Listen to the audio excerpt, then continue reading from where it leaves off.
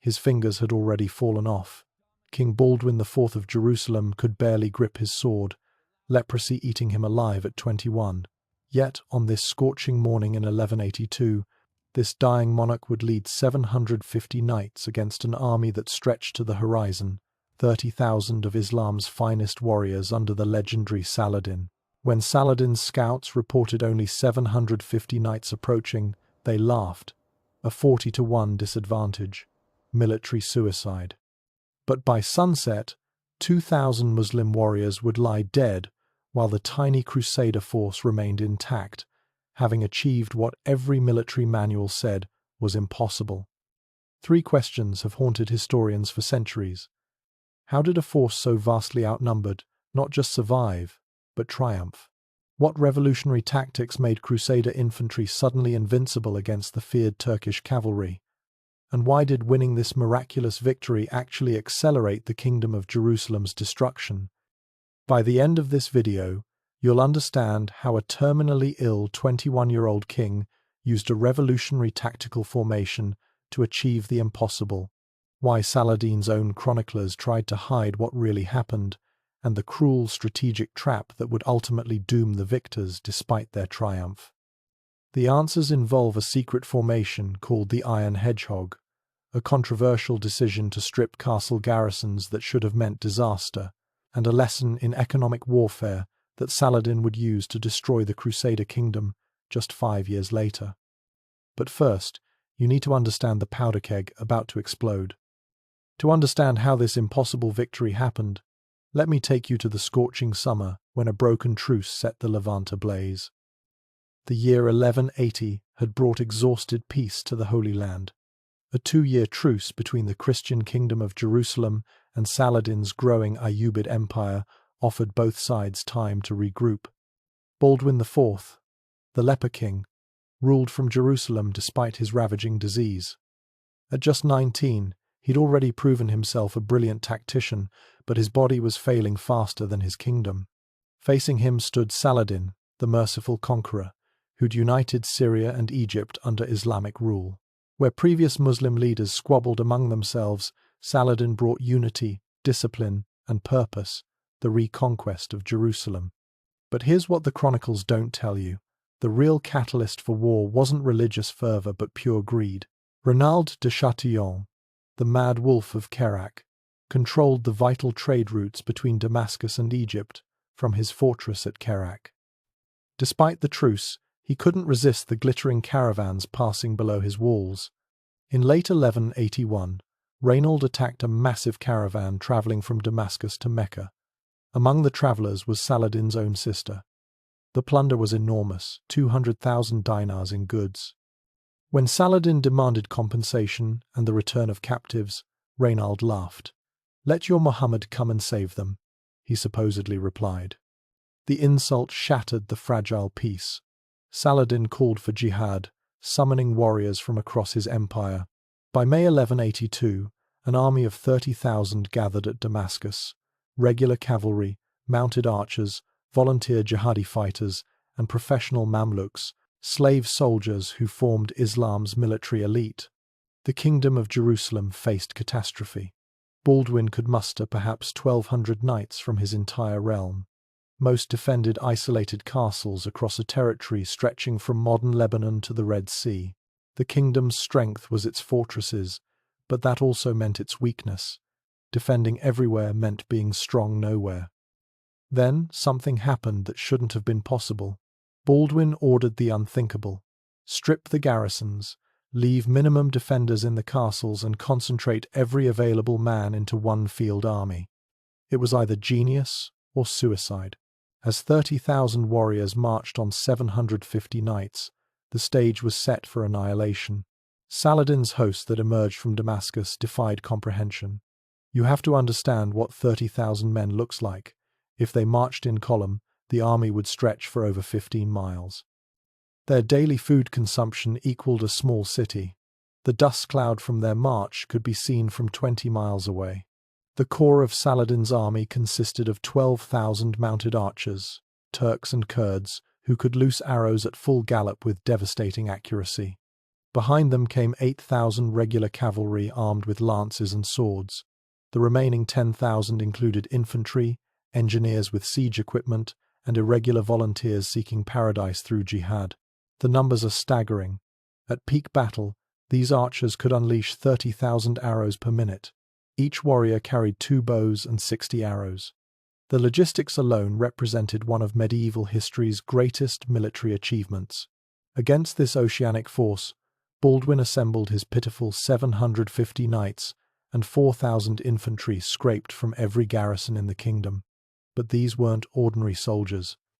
Each knight represented years of training, wearing 80 pounds of armour that cost as much as a village. The infantry, though common soldiers, were veterans hardened by constant frontier warfare. Baldwin himself could barely stand. Witnesses described how attendants had to lift him onto his horse, his hands wrapped in silk to hide their decay, yet his mind remained sharp as the finest Damascus steel. Beside him rode Raymond III of Tripoli, the kingdom's most experienced commander, who'd urged caution against stripping the castles. Better to lose villages than the kingdom, he'd warned. But Baldwin had chosen his ground carefully. Belvoir Castle commanded the Jordan Valley from its hilltop perch, controlling the main route from Damascus to Jerusalem. Its limestone walls rose 500 feet above the surrounding plains.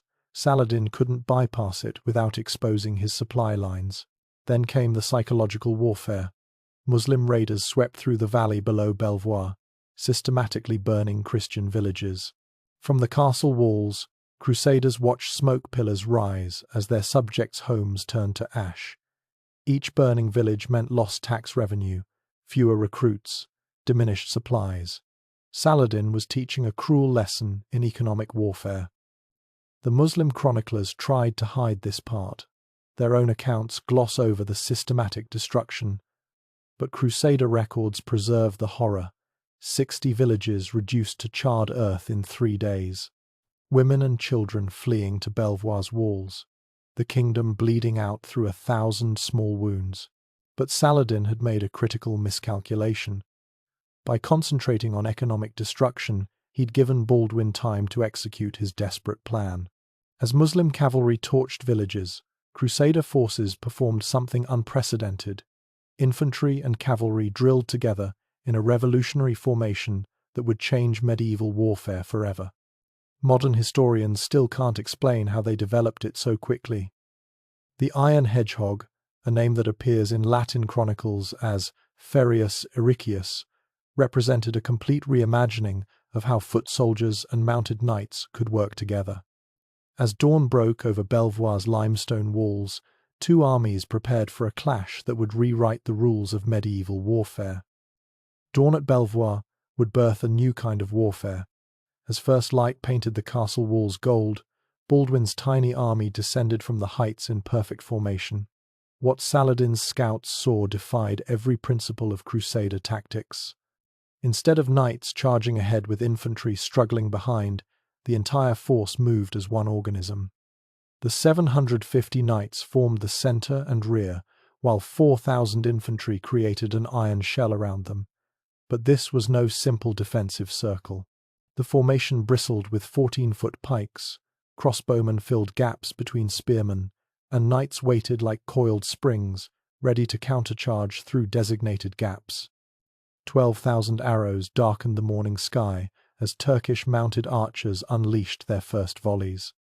The standard tactic, shower the enemy with arrows while staying beyond reach, had shattered countless armies, but then physics took over. The Crusader formation raised shields in perfect unison, creating an overlapping shell. Arrows designed to pierce mail at 50 yards lost most of their power at the 200-yard range the mounted archers preferred. The ground literally shook as 8,000 Muslim cavalry prepared for the first probing charge. Their commander, Emir Muzaffar al-Din, had broken Christian armies from Spain to Syria. He watched for gaps, for panic, for the moment when discipline cracked. The first charge hit like thunder. 500 Mamluks in the vanguard, the finest heavy cavalry in Islam, smashed into the Crusader line at full gallop. This is where it gets genuinely insane. Instead of breaking, the infantry line bent backward like a bow, absorbing the impact. Pikes shattered, men screamed, horses reared, but the line held. Here's the detail that changes everything. As the Muslim cavalry pulled back to regroup, crossbow bolts erupted from the Crusader formation. At 50 yards, a crossbow bolt could punch through mail armor like paper. In 30 seconds, 80 Mamluk elite lay dead or dying. But Baldwin had collapsed mid-command. The disease that ate his body chose this moment to strike. Witnesses reported him falling from his horse, caught by his bodyguard before hitting the ground. Yet even from a litter, the Leper King continued directing the battle. "Hold formation," he gasped. "Let them come to us." The pattern repeated, Muslim charges, the line bending but not breaking, devastating crossbow volleys as attackers withdrew. What happened in the next 30 seconds changed medieval warfare forever. Frustrated by the defensive formation, Turkish commanders ordered their specialty, the feigned retreat. 500 cavalry charged again, but this time they fled after minimal contact, hoping to draw eager knights into pursuit. It had worked countless times before. Young knights, blood-hot with battle fury, would chase the fleeing enemy, only to be surrounded and slaughtered when the Turks wheeled around. But the Crusaders had one advantage nobody expected: absolute discipline born of desperation. Not a single knight broke formation. The infantry held their ground like statues. The feigned retreat, terror of battlefield tactics, had failed completely. Saladin watched from his command position on a nearby hill, counting Crusader casualties, measuring their cohesion. The great general's calculation was precise. Traditional tactics weren't working. The iron hedgehog was proving impervious to every standard approach. What followed would shatter everything Saladin thought he knew about Crusader tactics. Instead of waiting passively, Baldwin ordered something unprecedented. The entire formation began advancing, not charging, advancing.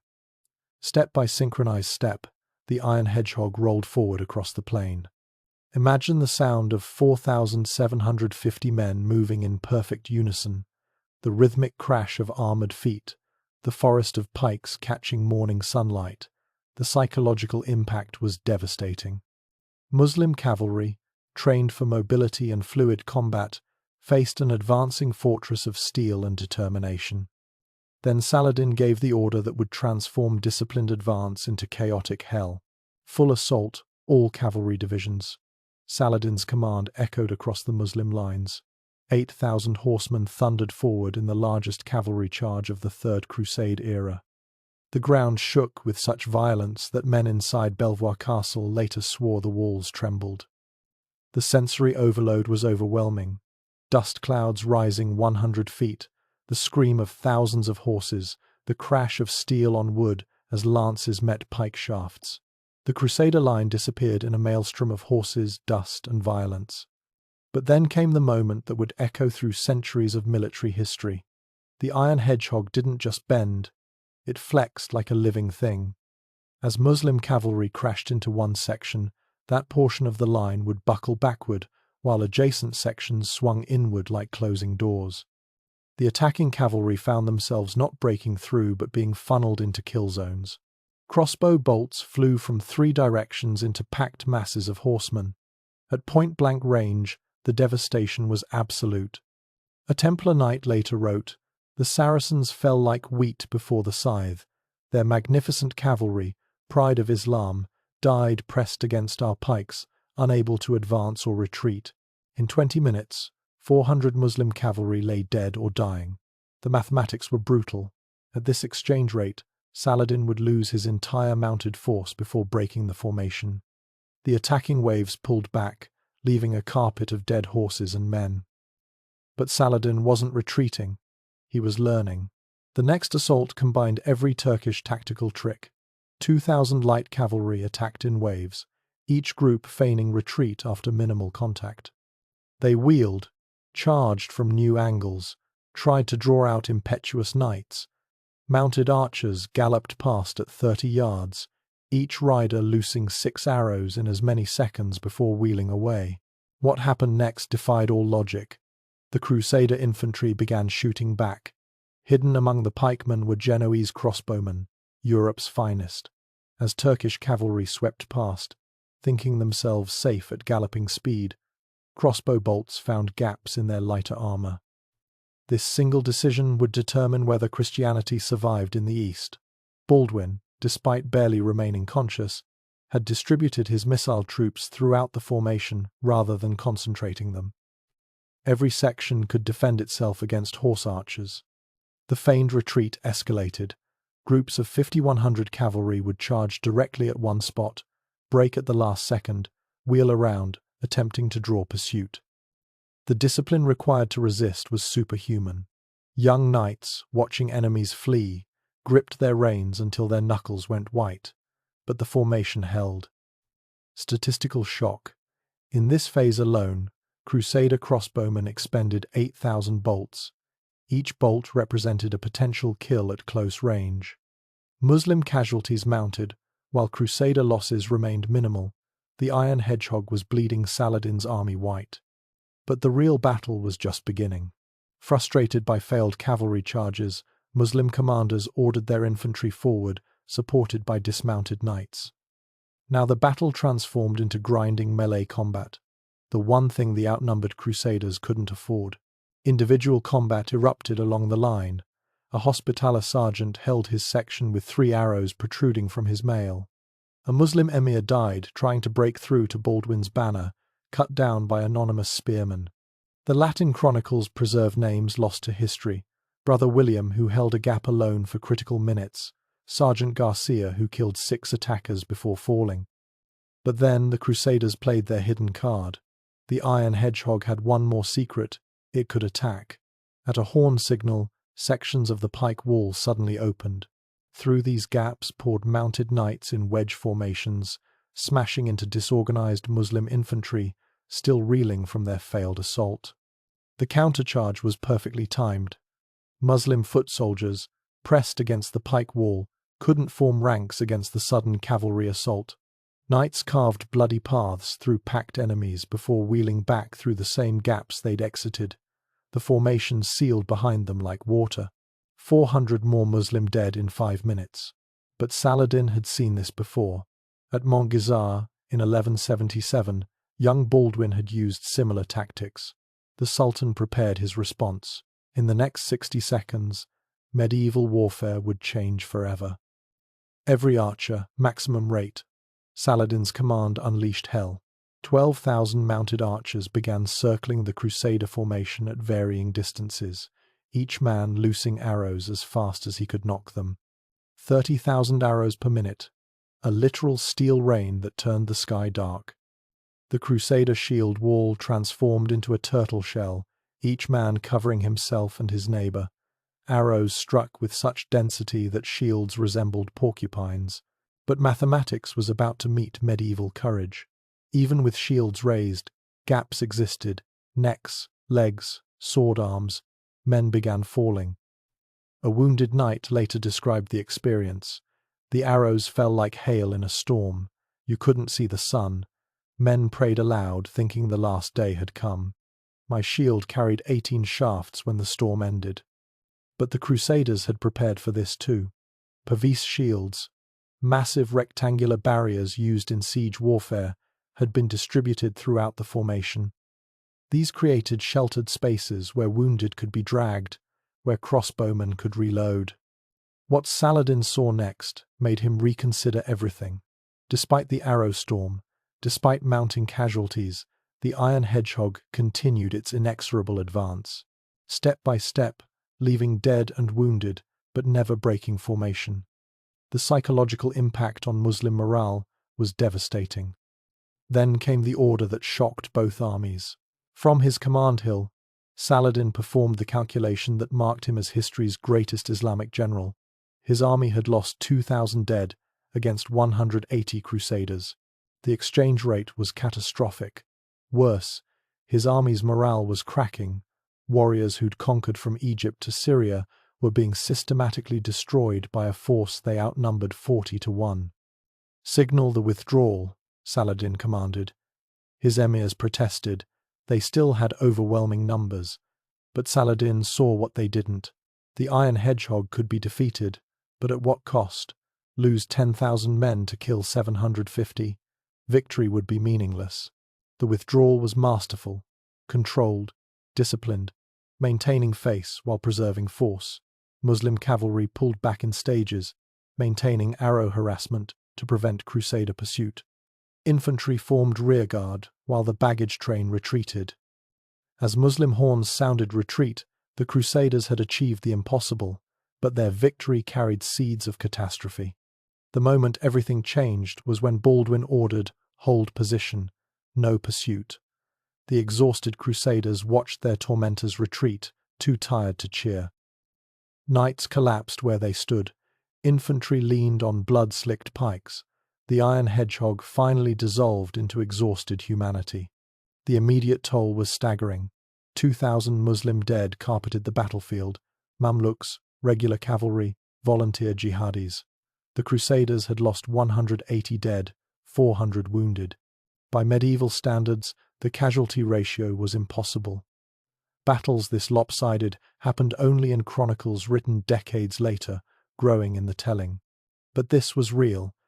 Baldwin had to be carried from the field on a litter, his body finally surrendering to exhaustion and disease. Raymond of Tripoli, blood streaming from a scalp wound, supervised collecting the wounded. The kingdom's entire field army could barely muster 500 effective fighters. The evening revealed the true cost. Yes, they'd won a miraculous victory, but the economic damage was catastrophic. Saladin's systematic destruction had worked. 60 villages lay in ashes. The kingdom's tax base for the next year was gone. No crops meant no revenue, meant no money to hire soldiers or maintain castles. Noble prisoners presented another anomaly. Typically, medieval battles ended with ransom negotiations for captured nobles, but this battle had produced none. The fighting had been too intense, too desperate. Muslim nobles had died fighting rather than surrender to a force they outnumbered so vastly. The few Crusader knights who fell had been immediately killed, no quarter in this savage arithmetic. In the Crusader camp that night, exhaustion overwhelmed celebration. Men prayed in gratitude, but also in fear. They'd survived today, but what about tomorrow? The Muslim camp, 3 miles distant, glowed with thousands of fires. Saladin still commanded 28,000 men. The Crusaders couldn't fight another such battle. But in winning, the Crusaders had sealed their doom. The victory at Belvoir revealed a fatal strategic trap that would doom the Kingdom of Jerusalem. Baldwin had proven that concentrated Crusader forces could defeat much larger Muslim armies. But concentration meant stripping garrisons, leaving territories defenseless against raiders. You're watching the birth of economic warfare in its medieval form. Saladin had discovered the kingdom's Achilles heel. It didn't matter if Crusaders won every battle if they had no economy to sustain their castles and knights. The 60 burned villages represented 100,000 bezants in lost agricultural revenue. That equaled the cost of maintaining 500 knights for a year. The path to Hattin was now clear.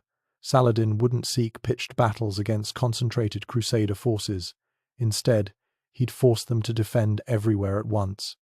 Raid here, threaten there, besiege an isolated castle, burn more villages. The kingdom would bleed out through 1,000 cuts. Modern military historians recognize Belvoir as a precursor to contemporary asymmetric warfare. The weaker force achieved tactical victory through superior cohesion and innovative tactics. But strategic victory belonged to the force that could sustain operations. Saladin could replace his losses, Baldwin couldn't. The iron hedgehog formation itself deserves recognition as one of history's great tactical innovations.